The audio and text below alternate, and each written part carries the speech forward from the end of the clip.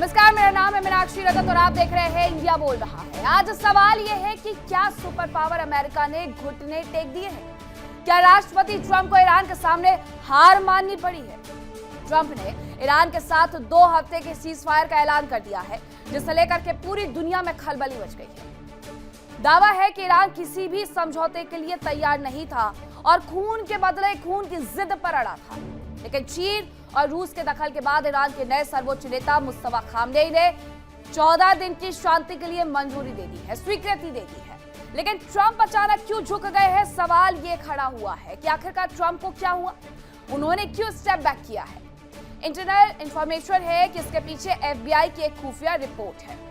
कहा यह जा रहा है कि इस रिपोर्ट ने ट्रंप के होश उड़ा दिए थे और अगर ईरान अपने मंसूबों में कामयाब हो जाता तो अमेरिका के अंदर कत्लेआम मच सकता था।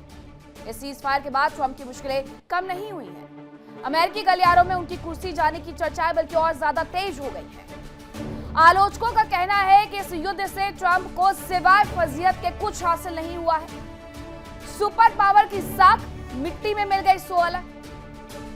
सवाल ये कि क्या ये ट्रंप की सत्ता से बेदखली की शुरुआत है या फिर 2 हफ्ते बाद कोई बड़ा तूफान आने वाला है। जिस सुपर पावर अमेरिका की धमक से दुनिया कांपती थी, क्या आज उसे झुकना पड़ा है? राष्ट्रपति डोनाल्ड ट्रंप ने ईरान के खिलाफ युद्ध में 2 हफ्ते का ब्रेक तो लगा दिया है, लेकिन सवाल भी कई सारे खड़े कर दिए हैं। उसमें सबसे पहला सवाल ये कि क्या ये शांति का पैगाम है या फिर ट्रंप की सत्ता का अंत है। FBI रिपोर्ट ने ट्रंप की दरअसल नींद उड़ा दी है, जिसके बाद सीज फायर ने अमेरिका की साख को मिट्टी में मिला दिया है। इसी पर 2 पंक्ति है कि वक्त की गर्दिशों का किसे मलाल है, कुर्सी खतरे में है, ये तो वक्त का ही जंजाल है। कल तक जो कहते थे कि दुनिया मुट्ठी में है हमारी, आज उनके ही वजूद पर उठ रहा ये सवाल है। ये सीज फायर कोई आसान समझौता नहीं था। ईरान के नए सुप्रीम लीडर मुस्तफा खामनेई शुरू में किसी भी कीमत पर खून के बदले खून की मांग पर अड़े थे। ईरान का कहना था कि ये युद्ध का अंत नहीं है। अब आपको मिडिल ईस्ट जंग में सीज फायर की पूरी पिक्चर समझा देते हैं कि आखिरकार ये सीज फायर हुआ कैसे है। ट्रंप ने सीज फायर का ऐलान कर दिया है। जोश में अमेरिकी सेना को ईरान पर हमला करने के लिए कह दिया, लेकिन ईरान ने जब पलटवार करना शुरू किया तो उसके इंतकाम की आग ने अमेरिका समेत 12 देशों को अकेले धूल चटा दी। अमेरिका के फाइटर जेट रहे, एयर डिफेंस सिस्टम रहे, उन तक को मिट्टी में मिला दिया, जिसके बाद हथियारों की कमी हुई और ट्रंप ने आगे से आकर के सीज फायर चिल्लाना शुरू कर दिया। लेकिन ईरान के ऊपर भी तो खून सवार था, वो कहां राजी हुआ।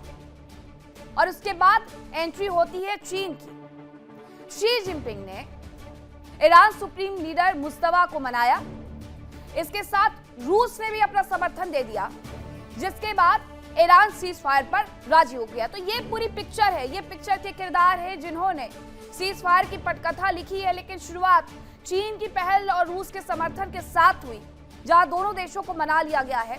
और सीज फायर इसलिए भी उन्हें करना पड़ा है क्योंकि एक लंबा नुकसान वो अपना करवा चुके हैं और FBI की रिपोर्ट अलग कुछ बयां कर रही है। सवाल यह है कि जो ट्रंप कल तक ईरान को एक रात में खत्म करने की धमकी दे रहे थे, वो अचानक से क्यों गिड़गिड़ाने लग गए हैं? तो इसके पीछे FBI की वो गुप्त रिपोर्ट में दावा किया गया था कि अगर युद्ध लंबा खिंचता है तो अमेरिका के अंदर ईरानी स्लीपर सेल सक्रिय हो सकते थे और अमेरिकी सरजमी पर कत्लेआम मच सकता था। अब आपको FBI रिपोर्ट की इनसाइड स्टोरी बताते हैं, जिसके कारण ट्रंप ने जल्द ही सीज फायर का रास्ता चुन लिया है। दरअसल FBI की जो रिपोर्ट आई है उससे दुनिया भर में US नागरिकों पर हमले हो सकते हैं, ये बताया गया। सैन्य ठिकानों, इमारतों पर ये हमले हो सकते हैं। US नागरिकों का अपहरण हो सकता है, हत्या संभव है, गोलीबारी हो सकती है और चाकू मार करके भी हत्या की जा सकती है। ये तमाम जो है FBI की रिपोर्ट्स में पहलुओं को शामिल किया गया था। इसके साथ साथ कहां पर हमलों की आशंका थी, जरा वो जान लीजिए। अमेरिकी ठिकाने, अमेरिकी नागरिक और अमेरिकी इमारतें, इसके साथ ही यहूदी संस्थान, इजरायली ठिकाने इनके निशाने पर थे। अब ये टारगेट किलिंग आखिरकार करते कैसे? गोली मार करके हत्या करते या चाकू से हमला करते या गाड़ी से कुचल सकते थे। जैसे ही ये FBI की रिपोर्ट आती है, वैसे हड़कंप मच जाता है व्हाइट हाउस के अंदर। FBI की रिपोर्ट ये बता रही है कि अगर सीज फायर ना होता तो ईरान पर्दे के पीछे से अपने खतरनाक मंसूबों को कामयाब करना शुरू कर देता। और दुनिया जानती है कि ईरान के प्रॉक्सी हर जगह फैले हुए हैं और हमने अमेरिका में ये देखा भी था कि न्यूयॉर्क में किस तरीके से एक आवश्यक सेवा वाला ट्रक रनवे पर एंटर कर जाता है। बताया यह जाता है कि जिस हवाई जहाज के सामने वो आया था उसमें यहूदी सवार थे और उसमें मौत भी हुई, 2 मौतें हुई, पायलट और को पायलट की। इसे भी उसी घटना से जोड़ करके देखा गया था कि ईरान के जो प्रॉक्सी सक्रिय है उन्हीं का यह सब कुछ किया धरा है। प्रॉक्सियों से फिर से इस बार ट्रंप डरे और ट्रंप ने डर के मारे सीज फायर कर दिया। डरा रहे थे जिन्हें, वो आज खुद डर कर के बैठे हैं और बड़ी बड़ी बातों के गुब्बारे आज फटे हुए। रिपोर्ट ने ऐसा आईना दिखाया है ट्रंप को कि अब वो अपनी ही साख खो करके घर में बैठने के लिए मजबूर हो गए। ट्रंप के लिए अब स्थिति सांप के मुंह में छछूंदर जैसी हो गई है, ना निगलते बन रहा ना उगलते बन रहा। सीज फायर के ऐलान के साथ ही ट्रंप के खिलाफ बगावत भी शुरू हो गई है। अब ये बगावत किसकी तरफ से की जा रही है जरा वो आपको बताते हैं। ईरान की धमकी, जिसके बाद ट्रंप बुरी तरीके से फंस गए रिपब्लिकन पार्टी के अंदर दरअसल, और विपक्षी सीनेटर ये कह रहे हैं कि ट्रंप ने ईरान के सामने सरेंडर कर दिया है।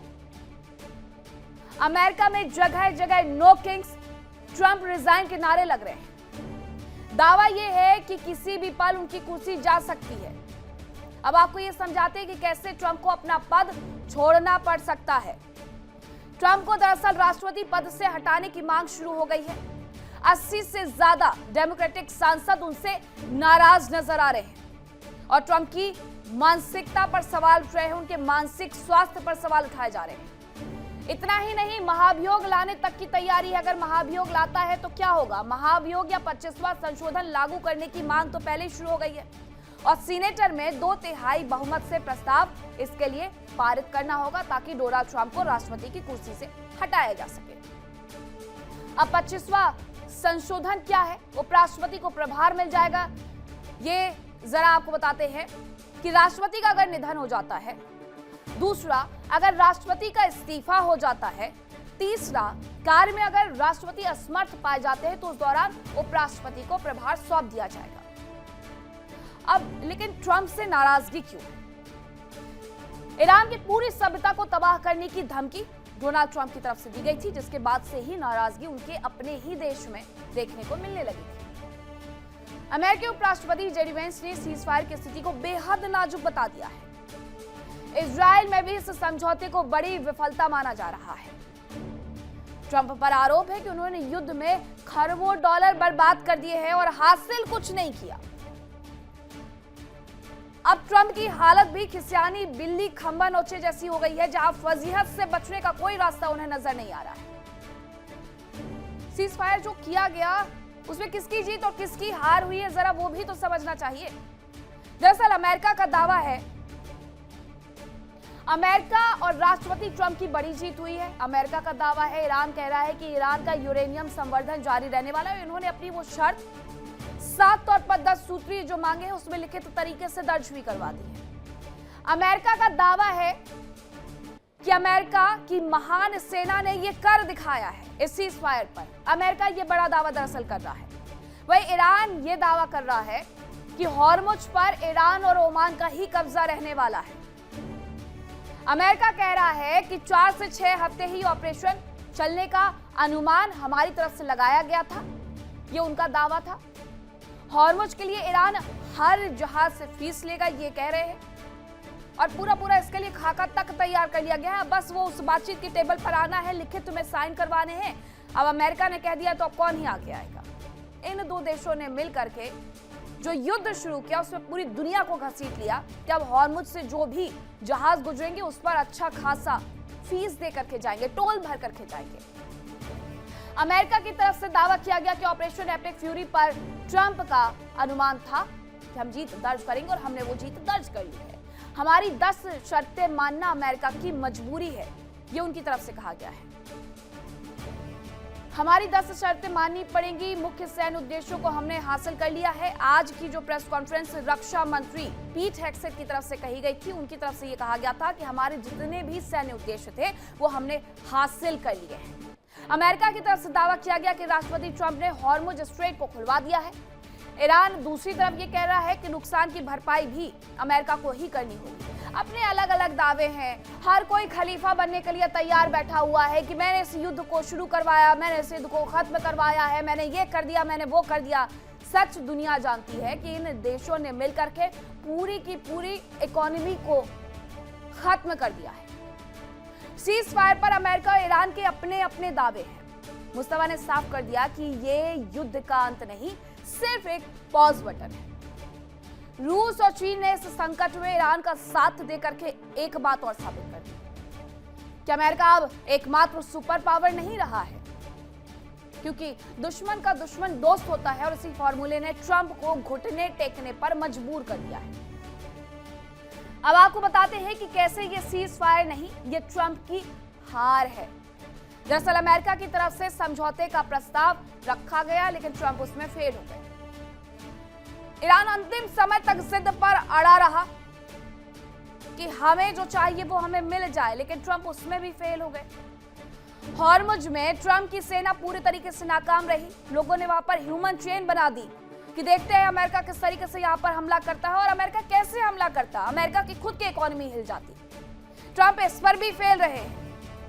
ईरानी परमाणु प्रोग्राम अब भी बरकरार है और ये फिर से खुल करके मुस्तफा खामनेई की तरफ से कह दिया गया है कि हम यूरेनियम संवर्धन करते रहेंगे, और ये बात उन्हें माननी होगी। ट्रंप यहां पर भी फेल साबित हो गए हैं। खामनेई की मौत हो गई। सत्ता परिवर्तन का जो राग अलापा गया था अमेरिका की तरफ से, वो भी पूरी तरीके से फेल नजर आता है, क्योंकि खामनेई के बाद उनके बेटे को उनकी सत्ता को ट्रांसफर कर दिया गया। ईरान पूरे अरब जगत को दहलाने में कामयाब रहा है और ट्रंप सुरक्षा देने में उस मिडिल ईस्ट को नाकामयाब रहे हैं, जिनकी तरफ से यह वादा किया गया था मिडिल ईस्ट के तमाम देशों से कि आप इस युद्ध में मत उतरिएगा, हम ईरान को मुंहतोड़ जवाब देंगे, आपकी सुरक्षा की गारंटी हम देते हैं। लेकिन ट्रंप वहां पर फेल रहे। कुछ देशों ने तो आकर के अपना एस्टिमेट लगाना शुरू कर दिया कि उन्हें कितना नुकसान हुआ है और अब कितनी नुकसान की भरपाई ईरान को उसके लिए करनी होगी। तो ये सिर्फ चीखम चिल्ली में ही लगे रहे, दूसरे देशों का भी नुकसान करवा बैठे। लेकिन ईरान ने जो कहा वो करके दिखा दिया है। अकेले दम पर ही अमेरिका समेत 12 देशों को दहला दिया है। और दूसरी तरफ अमेरिका 40 दिनों की जंग में अरबों डॉलर का नुकसान करा करके बैठ गया, लेकिन ईरान फिर भी अजेय खड़ा रहा। ट्रंप ने बिना कुछ हासिल किए अपनी फजीयत करवा ली और सीज फायर कर दिया। थूक करके चाटने वाला काम किया है। एक रात में ईरान को खत्म करने का दावा करने वाले अब समझौते की मेज पर आ रहे हैं, और बातचीत क्या, वही घिसी पिटी पुरानी जो 3 दौर में पहले हुई थी। अब आपको बताते हैं कि युद्ध के 40 दिन में आखिरकार किसने क्या खोया और क्या पाया। ईरान ने हॉर्मुज स्ट्रेट पर अपनी रणनीतिक कंट्रोल वाली स्थिति को वैसा ही रखा है। रिजीम चेंज का प्लान यूएस इजराइल का पूरी तरीके से नाकाम साबित हो गया है। प्रॉक्सी नेटवर्क के साथ दमदार जंगी क्षमता ईरान की देखने को मिली, और ईरान अभी भी यही कह रहा है कि हिजबुल्लाह पर हमले मत करो, वरना ये सब कुछ फिर से पानी में चला जाएगा, कोई बातचीत नहीं होगी। ईरान की टॉप लीडरशिप का खात्मा नाकाम रहा है। हाँ, मारा, बहुत सारे लोगों को मारा, लेकिन उससे क्या, मुस्तफा खामनेई वापस से खड़े हो गए हैं कि मेरे पिता नहीं तो मैं रहूंगा यहाँ पर। रिजीम की पकड़ पहले से और ज्यादा मजबूत हो गई मुस्तफा खामनेई के आने से। दूसरी तरफ मुख्य रणनीतिक लक्ष्यों में भारी नाकामयाबी हासिल हुई है यूएस से इजराइल को। न्यूक्लियर और मिसाइल प्रोग्राम लगातार बरकरार है। जैसा उसने कहा था वो अभी भी वही कर रहा है, और वो ये कह भी रहा है कि हम अभी भी यूरेनियम संवर्धन करते रहेंगे। अमेरिका की सैन्य साख पर जरूर बड़ी चोट हुई है कि क्या हुआ, क्यों पीछे हटे। भारी मानवीय और सैन्य नुकसान ईरान को हुआ है, ये सच है। दूसरी तरफ यूएस के 15 सैनिक मरे हैं, 538 से ज्यादा घायल बताए गए हैं। यहां पर हालांकि अच्छा खासा नुकसान हो गया है। 10 अप्रैल से समझौते वाली डील पर बातचीत शुरू हो जाएगी। आखिरकार इस 14 दिन के सीज फायर में ट्रंप ने अपनी रही सही साख भी मिट्टी में मिला दी है। युद्ध से ना ईरान का परमाणु कार्यक्रम रुका, ना ही उसकी मिसाइल ताकत कम हुई, उल्टा मुस्तफा खामनेई और ज्यादा मजबूत होकर के उभरे हैं। क्या 2 हफ्ते बाद फिर से महाजंग शुरू होगी या ये ट्रंप के कार्यकाल का आखिरी अध्याय होगा? अब इसी पर करेंगे चर्चा की शुरुआत। कौन कौन से मेहमान मेरे साथ जुड़ रहे हैं आपका परिचय करवाती हूँ। मेरे साथ जुड़ रहे हैं ग्रुप कैप्टन तपेश चौधरी, रक्षा विशेषज्ञ, विंग कमांडर आलोक सहाय जी, रक्षा विशेषज्ञ है प्रोफेसर ए.के. पाशा जी, पश्चिम एशिया विशेषज्ञ है डॉक्टर धीरज कोल, भू राजनीतिक विश्लेषक है। मेरे साथ थोड़ी देर बाद शुरू मैं अभी थोड़ी देर में जुड़ेंगे, मुझे ये बताया जा रहा है। डिबेट की करेंगे शुरुआत, लेकिन इस बीच एक और बड़ी खबर आ रही है, जरा उसका रुख कर लेते हैं। खबर ये कि हॉर्मुज स्ट्रेट पर फिर से बंद करने की बारी शुरू हो गई है ईरान की तरफ से। ईरान ने हॉर्मुज स्ट्रेट को फिर से बंद कर दिया है। लेबनान में हमले के बाद ईरान ने यह कदम उठा लिया है। ईरान ने हॉर्मुज में फिर से आवाजाही पर ब्रेक लगा दिया है। हॉर्मुज स्ट्रेट में जहाजों की लंबी कतार लग गई है। लेबनान पर लगातार हमले किए जा रहे हैं, जिसके बाद अब यह बड़ा कदम उठाया गया। और ईरान की तरफ से पहले से ही ये कहा जाता रहा कि जब तक आप हिजबुल्लाह पर हमले नहीं रोक देंगे तब तक ये बातचीत नहीं होंगी। दूसरी तरफ इजराइल ये कह रहा है कि हम ये हमले हिजबुल्लाह पर नहीं रोकने वाले हैं। युद्ध विराम में हिजबुल्लाह कहीं पर भी स्टैंड नहीं करता है, लेकिन हॉर्मुज स्ट्रेट को एक बार फिर से उसने अपना टारगेट बनाते हुए ये कह दिया है कि वहां से अब कोई आवाजाही नहीं होगी। ये युद्ध थमेगा या नहीं थमेगा प्रोफेसर ए.के. पाशा जी? एक तरफ सीजफायर, दूसरी तरफ फिर से वही टेक ले लिया गया है कि अगर हिजबुल्लाह पर हमले नहीं रुके तो ना तो कोई सीज फायर होगा और ना ही ये जहाजों की कोई आवाजाही होगी।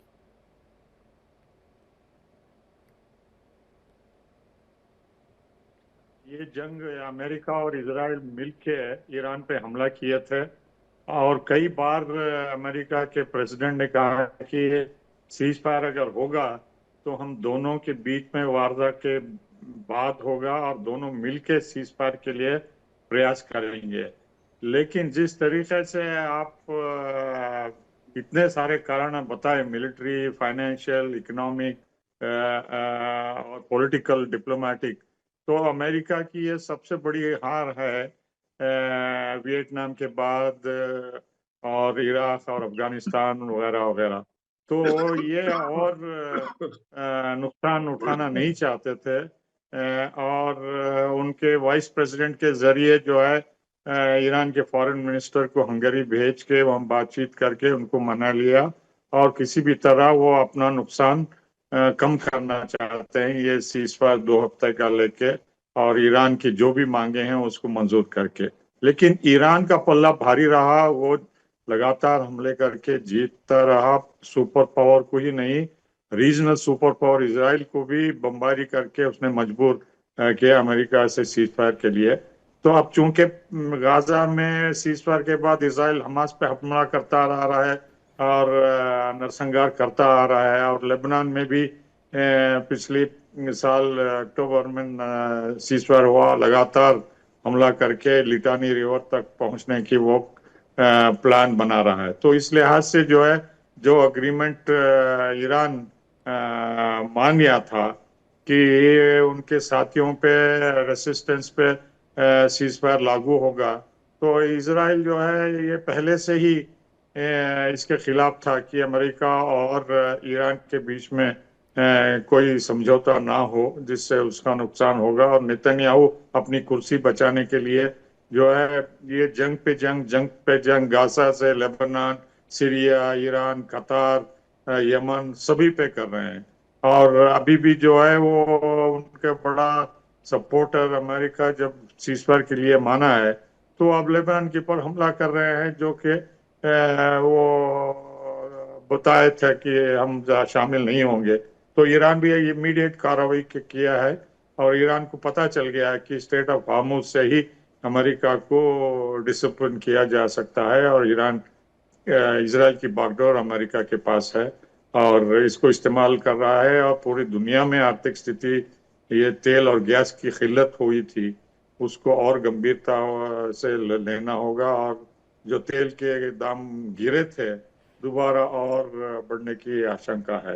तो मेरे ख्याल से जो है ईरान का अपर हैंड है और वो डिक्टेट कर रहा है अपनी शर्तें, अपने तफसील से 10 पॉइंट पे पॉइंट बाय पॉइंट बताए, वो सब अमेरिका मजबूर होके मानने के लिए तैयार है। इसमें पाकिस्तान का रोल ईरान और अमेरिका दोनों ने शाबाशी की है और उनकी मदद का ये थैंक यू भी किया है। अब देखना होगा कि पाकिस्तान 2 हफ्ते में अमन के रास्ते में क्या प्रयास करता है। क्या अभी जो आपने बताया हॉर्मुज की गाड़ी बंद हो गई है, जी। तो ये पाकिस्तान का क्या रवैया होगा, वो किस हद तक ये पाकिस्तान ईरान का को कोई या रवैया अमेरिका नहीं को होगा, मनाने में तैयार होंगे। जी, वो मध्यस्थ से ज्यादा किसी और भूमिका में फिलहाल नजर आ रहा है और मध्यस्थता चीन की तरफ से करवाई जा रही है। ये बातें भी ग्रुप कैप्टन तपेश चौधरी जी बाहर आ रही थी।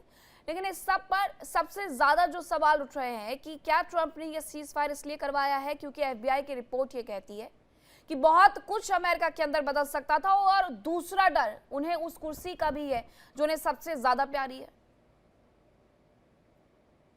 कुर्सी कुर्सी कहीं नहीं जा रही। मिड टर्म इलेक्शन हार सकते हैं, थोड़ा बहुत इशू हो सकता है। देखिए, ये तो पॉलिटिक्स है, पॉलिटिक्स में तो सारे लोग थोड़ा बहुत गेम प्लान तो करते हैं, बट किसी देश की बलि कोई नहीं चढ़ाता। मैं इस बात को मानता हूँ। ट्रम्प कैसे भी हो, अमेरिका अमेरिका है और कोई भी एक प्रेसिडेंट आके किसी देश की हिस्ट्री और उसको खराब इतना बुरी तरह से नहीं कर सकता कि वो उसका सारा पास्ट ही खत्म हो जाए।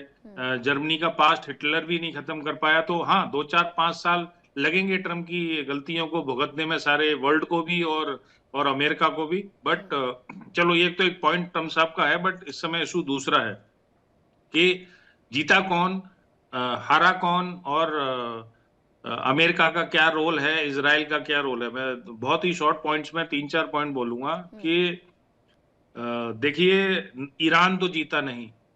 कोई ये बोले कि ईरान जीत गया, कोई जरूरी नहीं होता कि युद्ध में सबकी जीत होती है। और अगर मैं ये बोलूं कि अमेरिका जीत गया, तो अमेरिका भी नहीं जीता। टैक्टिकली, मिलिटरीली अमेरिका जीत गया। स्ट्रेटेजिकली वियतनाम से भी बड़ी हार है। लोग अमेरिका के बारे में बोलते थे कि वियतनाम सबसे बड़ी स्ट्रेटेजिक भूल थी अमेरिका की। ये स्ट्रेटेजिकली अमेरिका की आज तक की हिस्ट्री में सबसे बड़ी हार। पर इसका मतलब ये नहीं है कि ईरान जीत गया, कि मतलब 100 थप्पड़ खाने के बाद और सब कुछ घर लुटवाने के बाद एक थप्पड़ आपने किसी के मुंह पे मार दिया तो उसकी चर्चा ज्यादा हो रही है, वो 100 थप्पड़ भूल गए लोग। ऐसा नहीं होता किसी वॉर में। फाइनली वॉर जीतना और हारना सिर्फ नरेटिव का खेल होता है, पर इसमें नरेटिव कुछ है नहीं देखने के लिए। नरेटिव सिर्फ इतना है कि ट्रंप एस्केलेशन ट्रैप में है, ईरान एस्केलेशन ट्रैप में या किसी ट्रैप में नहीं है, क्योंकि ईरान रिएक्टिव है। एक्टिव फोर्स थी इजराइल और अमेरिका। इजराइल किसी ट्रैप पे नहीं है क्योंकि इजराइल का मैंडेट अलग है। अमेरिका एस्केलेशन ट्रैप में है। इस ट्रैप से अब आप उसे पेट्रो डॉलर की प्रॉब्लम कहो, उसका कर्ज कहो, उसका मिड टर्म इलेक्शन कहो, या ट्रम्प के ऊपर मिडिल ईस्ट के जितने भी गल्फ नेशंस हैं उनका प्रेशर कहो, उसको उस ट्रैप से निकलना है ऑन अ विनिंग नोट। क्योंकि उसे अपनी पब्लिक को तो दिखाना है, क्योंकि वो तो थैंक यू बोलता है शहबाज शरीफ को भी कि 1 million people have not died because Shahbaz told me thank you Trump साहब, आप जो न्यूक्लियर हो जाता और आपने बचा लिया। तो जोकर तो जोकर रहेगा, उसकी बात का मतलब नहीं है। But finally he is the American president, he is not a rat who is the trap. So he will come out of that because it's not only the president, there is a team, there is a defense, there is a military behind him. So अब बात करते हैं cease fire की। देखिए, कोई भी cease fire जब होता है तो उसमें थोड़ा टाइम लगता है। जैसे हम आपके न्यूज चैनल पे ही काफी बातें हुई हैं, मोजाइक सिस्टम ईरान का, अरे उनका कम्युनिकेशन खत्म हो गया है, उनकी एयरफोर्स खत्म है, उनकी नेवी खत्म है, कम्युनिकेशन कब तक पहुंचेगा, नहीं पहुंचेगा। तो टीवी पे, ट्विटर पे, और ये ऑर्डर्स मिलिट्री में काम नहीं करते। रिटन ऑर्डर्स आते हैं, टाइम लगता है फील्ड लोकेशन पे, जिसके पास मिसाइल का बटन है उस तक पहुंचने में, तो ये मामला थोड़ा सेटल डाउन होता है। जहां तक बात सीज फायर की है, इजराइल इसका पार्टी नहीं है। इजराइल का कहना है ये कि मैं लेबनान पे नहीं मानूंगा। पर कैसे कह सकता है इजराइल? अगर अमेरिका के साथ उसने लड़ाई लड़ी थी ईरान के खिलाफ और लेबनान के खिलाफ, तो आज वो बोले कि नहीं अमेरिका ने ईरान के साथ किया, मैं नहीं मानूंगा, ऐसा नहीं होगा। तो थोड़ा टाइम लगेगा। ईरान रिएक्टिव है, ईरान झुका नहीं है। और मैं इस बात को बोलता हूं कि जो ट्रम्प साहब ने सिविलाइजेशन और इंफ्रा खत्म करने का और स्टोन एज की जो बात की थी, उसका डर बैठा है, कुछ एक्टिविटीज अमेरिका में हुई, चाइना मॉनिटर कर रहा है, चाइना ने बिहाइंड से ईरान को पूरा सपोर्ट दिया है, वरना ईरान के वेपन्स पिन पॉइंट एक्यूरेसी के साथ, पहले भी ईरान ने इराक के साथ और इजराइल के साथ लड़ाई लड़ी है, ऐसी एक्यूरेसी कभी नहीं थी, पिन पॉइंट एक्यूरेसी के साथ उसने टारगेट डिस्ट्रॉय किए हैं। तो चाइना बैकग्राउंड में पूरा खेल रहा है, क्योंकि चाइना का भी गेम बजा हुआ है अमेरिका की वजह से, तो चाइना भी खेल रहा है। तो इतना, तो इसलिए चाइना ने, अब पाकिस्तान की बात करते हैं, पाकिस्तान चाइना के लिए भी कंफर्टेबल है, अमेरिका के लिए एक ऐसा स्लेव कह लो या उसको डॉग कह लो कि उसमें ऐसा पट्टा डाला हुआ है, दो लोगों ने, कोई अपनी तरफ खींचता है, कोई अपनी तरफ खींचता है, तो उसके लिए दोनों कंफर्टेबल है। पर जहां तक मेरा मानना है, पहली बात तो ये सीज फायर 14 दिन चलेगा नहीं, क्योंकि इसराइल चाहता नहीं है अमेरिका इससे निकले, और इसराइल के जो मिलिट्री ऑब्जेक्टिव्स हैं वो पूरे नहीं हुए, और अमेरिका बिना किसी ऑब्जेक्टिव के घुसा था, सिर्फ लालच में इसराइल के खामनेई और सब लोगों को मार देंगे तो सत्ता चेंज हो जाएगी, वो हुआ नहीं, इसीलिए उसको एस्केलेशन ट्रैप में बोल रहा हूं। तो इसलिए 10 अप्रैल की इंतजार कर लेते हैं, 24 घंटे 48 घंटे में ये सेटल हो जाएगा, अभी हॉर्मोज खुल गई, अभी बंद हो गई, ये सब बातचीत चलती रहेंगी। मुझे ऐसा लगता है कि 10 अप्रैल को अमेरिका को ये लगा कि हम किसी विनिंग नोट में कुछ शर्तों को मानते हुए अगर हम इससे एग्जिट कर सकते हैं, तो शायद इजराइल को भी वो प्रेशराइज कर देगा ये सब खत्म करने के लिए, लेबनान और उसके अगेंस्ट में। अगर 10 अप्रैल को नहीं लगा तो ये सीज फायर ज्यादा दिन चलेगा नहीं। बिल्कुल, ये तो स्थिति अभी बनी हुई है। तो क्या विंग कमांडर आलोक साय जी, ये समझा जाए कि 2021 में जब जो बाइडेन चाह रहे थे कि ईरान के साथ समझौता कर लिया जाए, और उस वक्त भी इजराइल की तरफ से जो कदम उठाए गए, जिसकी वजह से जो बाइडेन फिर से इजराइल के पीछे पीछे हो लिए, इस बार भी वही स्थिति इजराइल बनाने के लिए तैयार है? मीनाक्षी जी देखिए, मैं इस बात से पूरी तरह सहमत हूं कि ये एस्केलेशन ट्रैप में थे और किसी भी तरह से बाहर आना चाहते थे। ये सिचुएशन बिल्कुल ही अलग तरह की है, जो सामने दिख रही है वैसी नहीं है। आप क्या समझती हैं कि मुनीर साहब और शहबाज शरीफ इतने बड़े इंटरनेशनल डिप्लोमेट हैं कि उन्होंने मध्यस्थता की है? ये तो पूरी दुनिया नहीं मानती। अमेरिका बाहर आना चाहता था, किसी भी तरह से वो बाहर आना चाहता था इस युद्ध से। उन्होंने अपने एक चप्पू को पकड़ा कि चलो भाई आओ, he can do anything what ever Trump says, और उसके माध्यम से ट्रंप ने यह सारा गेम खेला है, और मध्यस्थता का और शांति का। ये 15 पॉइंट आपने दिए जिसको ईरान ने आउटराइटली रिजेक्ट कर दिया, ईरान ने 10 दिए, उसमें उन्होंने थोड़ा बहुत प्रेशर डाला होगा कि देखो भाई ज्यादा बहुत हार्ड पॉइंट न दें, और किसी तरह से मध्यस्थता पाकिस्तान से करवा के और इजिप्ट और तुर्की से करवा के उन्होंने 10 पॉइंट्स उनसे लिए, और जिस पर बड़ा शेमलेस तरीके से ट्रंप ने बोला है कि yes it is workable, we can sit down and talk. वो 10 पॉइंट्स में क्या क्या उन्होंने किया है, क्या क्या पॉइंट रखा है, and Trump is very shamelessly is telling okay it will be a good idea that we take money along with Iran from the Hormuz. मतलब वो ईरान के साथ मिल करके और हॉर्मुज में टैक्स वसूलेंगे टैंकरों से, और अपनी जो उनकी क्षति हुई है, पैसे बर्बाद हुए हैं, उसकी भरपाई करेंगे।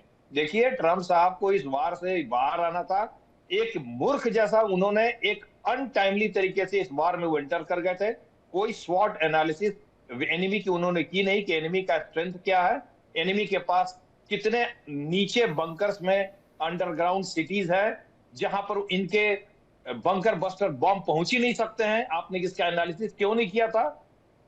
जब अगर 500 मीटर से लेकर 1.5 किलोमीटर अंदर में ये टनल्स है और वहां पर इनके स्टोरेज है, तो आपकी जो हेवीएस्ट बंकर बस्टर बॉम्ब है वो 60 मीटर ही पेनिट्रेट करता है। तो आपको पता नहीं था क्या कि आप उसको तहस-नहस नहीं कर पाएंगे?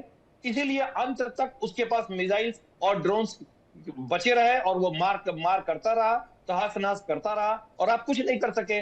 आप आज आप अपने बेड़े को भी अंदर नहीं घुसा सके, हिम्मत नहीं कर सके, क्योंकि उसके पास मिसाइल्स है और ड्रोन है जिससे वो आक्रमण कर रहा था।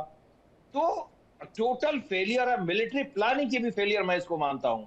कोई भी चीज आपने क्या असेसमेंट क्यों नहीं किया कि उसके पास कितने ड्रोन्स और मिसाइल्स हैं? क्या आपके पास उतने इंटरसेप्टर थे? नहीं थे। तो आपने इसको पहले क्यों नहीं सोचा? आप युद्ध में जाकर के उसके बाद फंस गए। अब क्या करें? चारों ओर से मार पड़ रही है, हार्ड बर्बाद हो गए। आप साउथ कोरिया से खींच करके अपना थार्ड लेकर के आए, वो बेचारा साउथ कोरिया चिल्लाने लगा, वो वल्नरेबल पोजीशन में आ गया कि भाई नॉर्थ कोरिया कुछ करेगा तो मैं कैसे अपने आप को बचाऊंगा। इनके पास इंटरसेप्टर्स खत्म हो गए कुछ ही दिनों में। तो ये मजबूरी थी, ये बुरी तरह फंस गए थे। एक और फंसने वाली बात यह है कि एज पर 1973 वार पावर्स रिजोल्यूशन, कोई भी अमेरिकन प्रेसिडेंट बिना कांग्रेस के अप्रूवल के 60 दिन से ज्यादा वार नहीं चला सकता है। तो अगर ये वार करते तो ये युद्ध जो है वो 60 दिन तक खींच जाता और इनका जो है ये युद्ध जो है इलीगल हो जाता एज पर अमेरिकन कॉन्स्टिट्यूशन। तीसरी बात एक और थी कि चाइना के साथ इनका एक ट्रिप था, चाइना में जाना था, इनको रेयर अर्थ मटेरियल चाइना से चाहिए। एक लेवल से ज्यादा चीन से ये रिश्ते खराब करना नहीं चाह रहे हैं, क्योंकि रेयर अर्थ मटेरियल नहीं आएगा तो बड़े बड़े हथियार भी नहीं बना पाएगा। जितने हथियार हैं उसको बनाने में, जितने कंप्यूटर हार्डवेयर हैं उसको बनाने में रेयर अर्थ मटेरियल की जरूरत अमेरिका को बहुत बुरी तरह है और वो चाइना पर निर्भर है इसके लिए। तो इन सब चीजों से ट्रंप को लग गया था कि वो बुरी तरह फंस गए हैं। उनको ये लगा कि इंफॉर्मेशन मिल गई है कि 40 लोग एक जगह इकट्ठा हुए हैं और खोमैनी भी मारा जाएगा, तो उसके बाद हम बम्बार्डमेंट करेंगे, 2-4-10 दिनों में वहां के लोग विद्रोह पर उतार हुई है और वह सत्ता पलट जाएगी, सब कुछ पलट जाएगा। इनका पूरा कैलकुलेशन गलत हो गया और इन्होंने युद्ध का मिलिट्री इवैल्यूएशन किया नहीं और ये बुरी तरह फंस गए और इनको उसमें से बाहर निकलना था। इन्होंने पाकिस्तान को मोहरा बनाया। ये सारी ड्राफ्टिंग सब कुछ इन्हीं की हुई है। ये अब ईरान से मिल करके वहां से पैसे वसूलेंगे, देखिएगा जैसे रंगदारी टैक्स होता है ना, वो काम ये ट्रंप करने जा रहे हैं। वो तो बाकायदा उस पूरे मुद्दे पर ईरान के साथ खड़े हुए नजर भी आ रहे हैं कि हम आपकी मदद करेंगे, कैसे वहां से पैसे बनाने हैं। बिल्कुल doctor Dheeraj ji sir please complete. एक और बात करना चाहता हूं कि अभी ये जो लेबनान वाली बात है ना, लेबनान में क्या है, इसमें कहीं डिस्क्रिप्शन नहीं है उस 10 पॉइंट में लेबनान का शांति जो पॉइंट्स है ना। तो जैसे ही ये शांति समझौता के डिक्लेरेशन हुआ, तुरंत ही नेतन्याहू ने ट्वीट करके कहा कि इसमें लेबनान को मैं इंक्लूड नहीं करता हूं, Lebanon is out of it. ये शांति समझौता किसके बीच में है? अमेरिका और ईरान के बीच में है। ईरान के थिएटर में है और मिडिल ईस्ट के थिएटर में है। लेबनान और उसका युद्ध अलग है, तो उसने ये डिफाइन किया ऐसे और उसने अपना आक्रमण जारी रखा, क्योंकि उसके एग्जिस्टेंस सवाल है। वो एक बफर जोन बनाना चाहता है लिटनी नदी का, वो बनाएगा, वो जीत पर अड़ा हुआ है। जबकि शहबाज शरीफ अब चिल्लाने लगे हैं, उन्होंने स्टेटमेंट दिया कि नहीं इसमें तो लेबनान भी आएगा, लेकिन कुछ नहीं होगा। और दूसरी बात, हमारे को पैनलिस्ट से बहुत अच्छी बात बोली है, इसमें इतने बड़े लूप होल्स हैं कि ये कितने दिनों तक चल पाएगा युद्ध समझौता, युद्ध विराम। लेकिन एक बात मुझे लग रही है कि अब अमेरिका चूंकि सेफली बाहर आ गया है, फिर वो इस दलदल में फंसने के पहले 10 बार सोचेगा, अब शायद वो नहीं फंसे इसमें। इसलिए मुझे लगता है कि हो सकता है ये शांति समझौता, ये युद्ध विराम चले, लंबा चले, अमेरिका फंसने से बचने के लिए बाहर रहे और इसमें नुकसान होगा इजराइल का। ठीक है, डॉक्टर धीरज कोल भी हमारे साथ जुड़े हुए हैं, अमेरिका से जुड़े हुए हैं। अमेरिका में क्या हलचल आप वहां पर देख पा रहे हैं? आपको लग रहा है कि 10 तारीख को जो ये वार्ता होने वाली है वो हो पाएगी? क्योंकि प्रेस सचिव कैरोलिन लेविट तो ये कह रहे हैं कि आमने सामने की बातचीत पर विचार चल रहा है। जी हाँ, नमस्कार, thank you for having me on the show. देखिए 10 तारीख, पहली बात तो कंग्रेचुलेशंस, एक पीसफुल पहली रे ऑफ होप है ऐसे स्ट्रगल में जो कि पूरी वैश्विक मंदी की तरफ दुनिया को ले जा सकता था। मैं फाइनेंशियल मार्केट से भी जुड़ा हूँ, तो आज हमारी मार्केट अच्छा रिबाउंड किया है, तो इट्स अ पॉजिटिव न्यूज़।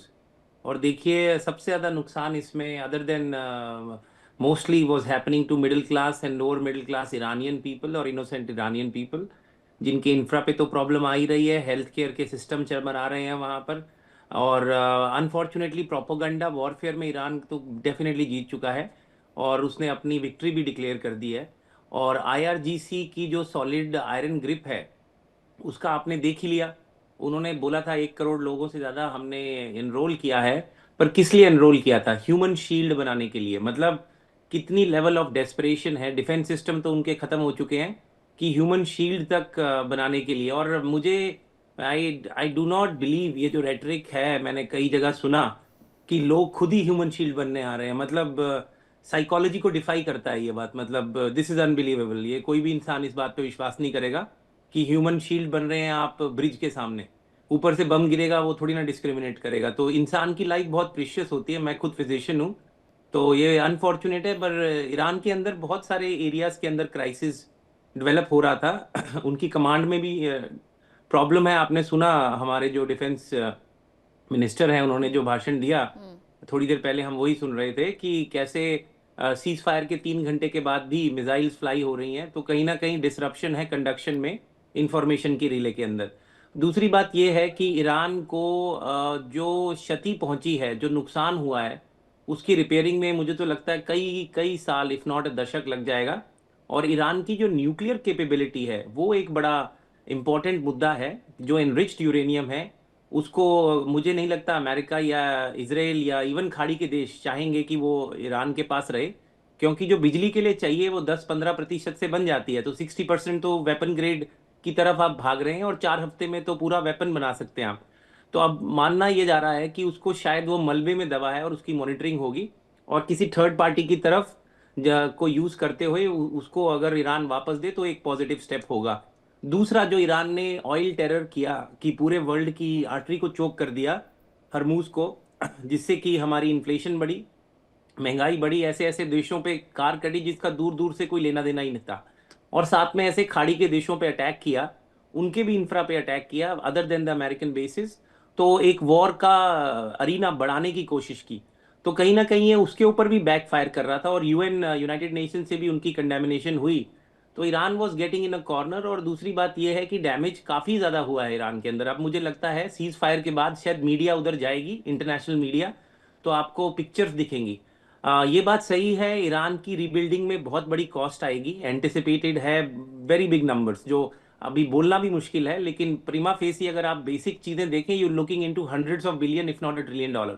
तो उसको पे कौन करेगा, ये एक बड़ा मुद्दा है। लेकिन अभी भी आईआरजीसी कंट्रोल में है वहाँ पे। ये समझ लेना कि हमने रिजीम चेंज कर दिया, I don't think that is the correct information. अभी भी वहाँ पे हार्डकोर रिजीम है, प्रोपेगेंडा वॉरफेयर पूरा चल रहा है, आपके सामने ही दिख रहा है। वो पूरे अपने आप को विक्ट्री डिक्लेयर कर चुके हैं, मीम्स चल रही हैं। Definitely no question in my mind, media के अंदर और प्रोपेगेंडा वॉरफेयर में ईरान तो बहुत आगे है, अमेरिका से जीत चुका है, जबकि ये कंपनीज हमारी हैं। तो इट्स अ डिलेमा। दूसरी बात यह है कि इस वॉर को रुकने के लिए ट्रंप के ऊपर भी डेफिनेटली यहाँ पे बहुत प्रेशर था। मैं इस टाइम सिलिकॉन वैली से जुड़ा हूँ आपके साथ, कैलिफोर्निया में, जो कि एंटी ट्रंप का गढ़ है, गढ़ माना जाता है। तो यहाँ पे बहुत बड़े प्रोटेस्ट हुए थे। अभी एक और प्रोटेस्ट प्लान हो रहा था संडे का, जो मुझे अब मैसेजेस आ रहे हैं शायद नहीं, कैंसिल हो जाएगा बिकॉज ऑफ द ट्रूस। तो कहीं ना कहीं एक तरीके से मानवता बची है। अब इसमें किसकी गलती है, कहाँ जाएंगे, वो हम लोग डेफिनेटली बैठ के एनालिसिस कर सकते हैं। बट प्रीमा फेसी इस ट्रूस का सबसे ज्यादा फायदा एक ईरानियन को है, जिसका इस वॉर से दूर दूर तक कोई लेना देना नहीं था। देखते हैं अब आगे क्या होता है। 10 तारीख का इंतजार क्योंकि हर कोई कर रहा है। लेकिन प्रोफेसर AK पाशा जी, इस पूरे मुद्दे पर अगर अमेरिका पीछे हटा है तो कहीं ना कहीं उसके पीछे की भी ठोस वजह रही होगी। जैसा अभी हमारे कुछ गेस्ट ने ये भी बताया कि चीन के साथ भी मुलाकात होनी है, और जब चीन के साथ मुलाकात होनी है तो एक दौर की बातचीत तो पहले ही पेरिस में निपटा ली गई है ताकि आगे आने वाले वक्त में कोई दिक्कत ना हो। तो ये तमाम चीजें आगे आने वाले भविष्य को देखते हुए की जा रही हैं क्या, और ये युद्ध करते वक्त ये भविष्य नहीं दिखाई दिया? ये सही है कि मार्च एंड में जो है प्रेसिडेंट ट्रंप चीन जाने वाले थे और बातचीत होनी थी, जंग की वजह से उन्होंने पोस्टपोन कर दिया। अब चूंकि टेम्पररी सीज फायर हुआ है तो ईरान का मुद्दा बहुत अहम होगा। अगर ट्रंप बीजिंग जाते हैं तो ये चाइना जो है साइलेंटली सपोर्ट किया है। हालांकि उन्होंने यूनाइटेड नेशंस में 2 बार वीटो ईरान के हक में इस्तेमाल किया, लेकिन इसमें कोई शक नहीं है कि उन्होंने काफ़ी मदद की है। मैं डिटेल में जाना नहीं चाहता। रूस के साथ दोनों मिलके जो है ईरान को जितना मुमकिन हो सके मदद करे हैं, और अमेरिका को भी पता है और सबको पता है। लेकिन सबसे ज़्यादा अमेरिका की मिलिट्री के अलावा जहां 8-10 मिलिट्री जनरल्स को जो सच बोलना चाहते थे उनको हटाया गया और इस जंग के दौरान। देखिए, अरब देशों ख़ास तौर पे ओमान को छोड़ के ये 5 GCC कंट्रीज निशाने पे थे। उन पे लगातार इजराइल के अलावा ईरान बमबारी कर रहा है, और जो हमले ट्रंप करना चाहते थे उसके जवाब में ये जो कुछ भी बचा है अमेरिका के अड्डे और तेल और गैस और अमेरिकन कंपनी, उसमें और हमले तेज़ करना चाहता था ईरान।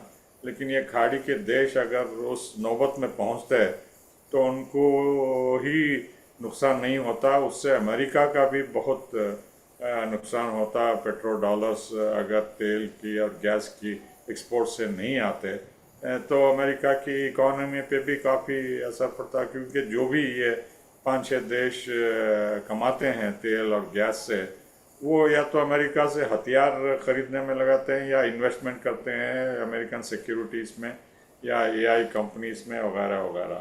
तो कुछ इनकम आमदनी उनके खर्चे के लिए रख के बाकी का ऑलमोस्ट हाफ जो है रिसाइकल होता था पेट्रो डॉलर, जिससे अमेरिका अपना डिफिसिट जो है पूरा करता था। तो वो भी बहुत बड़ा खतरा था। और चूंकि ईरान धमकी भी दिया था कि अगर ग्राउंड फोर्सेस ईरान में दखल होते हैं तो वो बहरीन और UAE को भी जो है वहाँ की फौज वहाँ भेज सकते हैं, ग्राउंड फोर्सेस, क्योंकि बहरीन में बहुत बड़ा ख़तरा है, मेजॉरिटी वहाँ शिया है। और वो जब भी ईरान बमबारी करता था तो सड़कों पे हज़ारों के लाखों की तादाद में आते थे, और जो खलीफा वो सुन्नी हुक्मरान हैं उनके खिलाफ नारेबाजी करके उनको तख्ता पलटने की डिमांड कर रहे थे। तो UAE को भी ख़ास तौर पे ईरान ने निशाना बनाया, क्योंकि वो इजराइल के साथ मिलके बहुत सारी साजिशें कर रहा था अपना एयर बेस देके, और जो है वहाँ ईरानी जो हज़ारों की तादाद में है कम से कम $500 बिलियन इन्वेस्टमेंट कर रहे हैं रियल एस्टेट में और ट्रेड, बिजनेस, इंपोर्ट एक्सपोर्ट में। उनको जो गोल्डन वीज़ा दिया था धीरे धीरे उनको ख़त्म करके जो है उनको डिपोर्ट भी कर रहा था UAE, और मोसाद और CI से मिलके वहाँ पूरे सॉफ्टवेयर इंडस्ट्री से जो है ईरान को काफ़ी कुछ नुकसान हुआ। और UAE को स्पेशली उन्होंने टारगेट किया बहरीन के बाद। तो ये दोनों खाड़ी के देश जो अब्राहम अकॉर्ड्स के तहत इजराइल से जो रिलेशन स्थापित करे, तो इसकी वजह से ईरान निशाना बनाना चाहता था, और ओमान को उन्होंने ज़्यादा डिस्ट्रॉय नहीं किया, जो कुवैत को। और तभी तो कह रहे हैं कि ओमान के साथ जो टोल उन्हें मिलेगा वो उसको शेयर भी करने वाले, ऑल्दो ओमान उस बात से इनकार कर रहा है कि हमें ऐसा कुछ नहीं चाहिए। ग्रुप कैप्टन, इसमें आखिरकार अमेरिका को हासिल क्या हुआ इस 40 दिन में? देखिए, अमेरिका का जो पिछले 50 साल का, जब से 1979 में खामनेई और उनके प्रेडिसर्स और जब से चलते आ रहे हैं, तब से वो अमेरिका की सुनते नहीं थे। और अमेरिका को ये डर था कि ईरान गल्फ स्टेट में या मिडिल ईस्ट में एक लीडर की तरह उभरेगा अगर इसने कोई न्यूक्लियर बॉम्ब बना लिया। जो आज ट्रम्प साहब ने मतलब 2 दिन पहले भी बोला था कि अगर प्रेसिडेंट्स ने ढंग से एक्ट किया होता तो नॉर्थ कोरिया कभी बॉम्ब नहीं बना पाता। तो कभी ट्रम्प साहब को आपने देखा नहीं होगा नॉर्थ कोरिया के अगेंस्ट में कुछ बोलते बोलो। ही टेल्स कि he is a good friend and he was telling Joe Biden is a fool. तो कहने का मतलब ये है कि वो उस स्टेज में पहुंचना नहीं चाहते।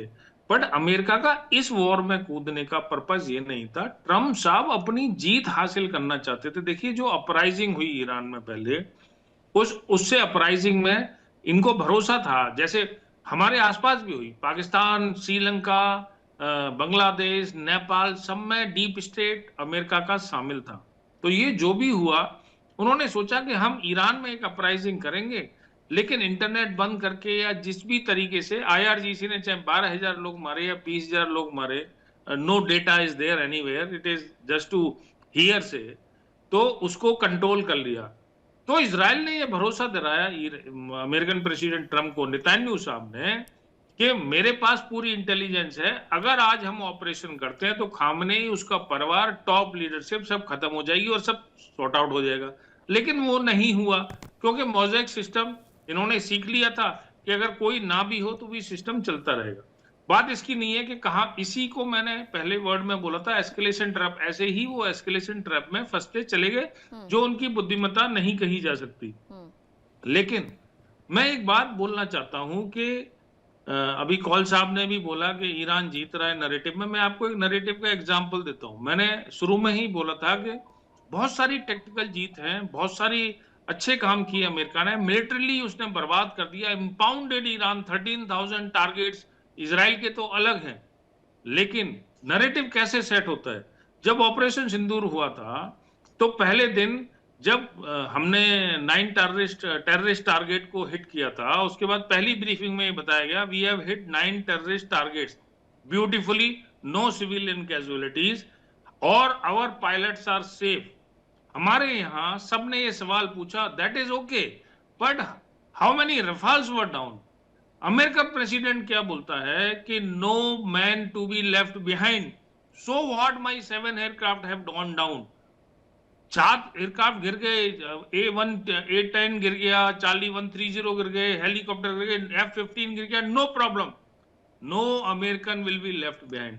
That is why this makes America great and American military the best in the world.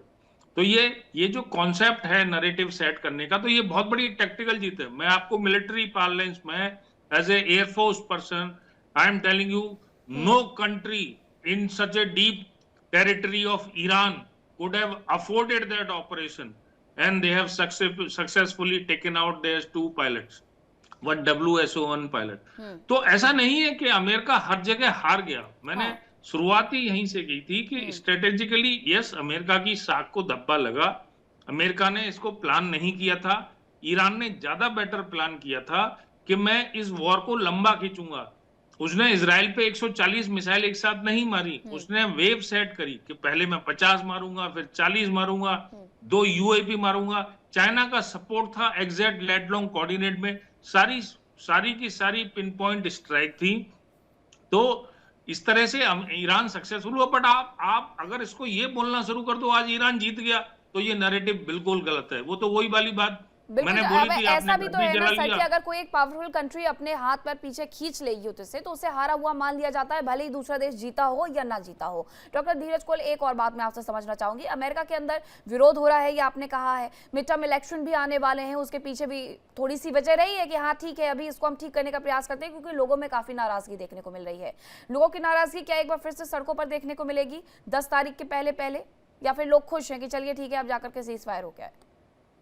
देखिए, मैं ऑनेस्टली आपको मतलब लेट मी डिस्क्लोज, मैं रिपब्लिकन पार्टी सपोर्टर हूँ, but I will talk to you like analyst, because मैं analyst भी हूँ। तो हैविंग सेड दैट, अमेरिका में ऑपोजिशन डेफिनेटली है, कोई इसमें मेरे दो राय नहीं है। हमारी खुद की प्रॉब्लम्स हैं, लाइक इन्फ्लेशन है, जॉबलेसनेस है, हेल्थ केयर के इश्यूज हैं, वो सब चल रहा है। लेकिन ये जो पायलट्स को वो वापस लाए हैं, अभी आपके डिफेंस एक्सपर्ट ने जो बात बोली, वो बहुत स्ट्रांगली रेजोनेट करता है मागा वोट बैंक में। मागा वोट बैंक अगर आप समझिए तो 20% जा चुका था, मतलब 100% उनका सपोर्ट हमेशा ट्रंप के साथ रहता है, वॉर शुरू होने के बाद 20% जा चुका है। उसमें बहुत बड़ी मात्रा में किसान हैं, आर्मी बैकग्राउंड के लोग हैं, और जो हमारे लिबरल आप समझिए मिड लाइक लिबरल डेमोक्रेट्स भी हैं, मतलब नॉट एग्जैक्टली लेफ्ट विंग, उसके अंदर भी ये बहुत स्ट्रांग मैसेज गया है। तो इससे डेफिनेटली ट्रंप की रेटिंग बढ़ेगी। ऑल्दो 4 दिन पहले जो हमारी रेटिंग थी उसमें 27% अप्रूवल था, वॉर के खिलाफ 65% लोग बोल रहे थे, वो 5 दिन पुरानी है, 3 दिन पहले पब्लिश हुई है, before the pilots were recovered.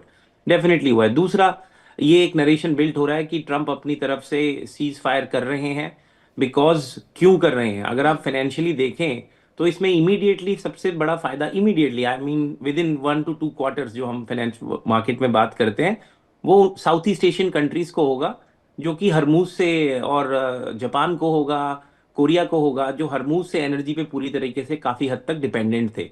तो उन कंट्रीज का हमारा डायरेक्टली कनेक्शन नहीं है, ऑल्दो हमारी बेसिस हैं साउथ कोरिया के अंदर, जापान को हम लोग वो करते हैं।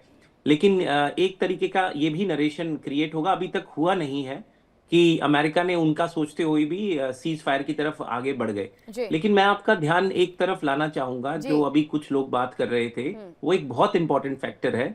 देखिए, रशिया यूक्रेन काफी देर से लड़ाई चल रही है। आपने देखा यूक्रेन, मैं एक्चुअली कुछ नहीं तो 15-20 बार यूक्रेन जा चुका हूँ पिछले, before the war started, because of my medical work there. लेकिन वो कंट्री ऑलमोस्ट डिस्ट्रक्शन की कगार पे है।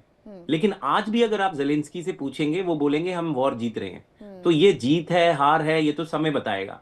आज की डेट में ईरान, मैं आप मेरी बात लिखित में ले लीजिए, भगवान करे कि ये ट्रूस लॉन्ग टर्म हो जाए, जब इंटरनेशनल मीडिया ईरान जाएगा ना मैम, आपको तब दिखेगा हुआ क्या था। नहीं तस्वीरें बहुत IRGC सारी सर वापस आती हैं वहां से भी कि किस तरीके से वहां पर सब कुछ तबाह हो चुका है। इजराइल के अंदर भी वही स्थिति बनी हुई है।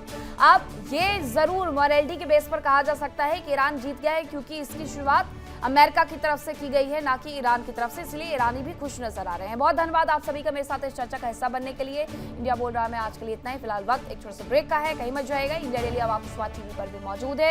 देखिए इंडिया डेली 24/7 अब आपके स्मार्ट टीवी पर। इंडिया डेली मौजूद है सभी डिजिटल प्लेटफॉर्म पर लाइव और लगातार। इंडिया डेली 24/7 हर दिन राष्ट्र को समर्पित।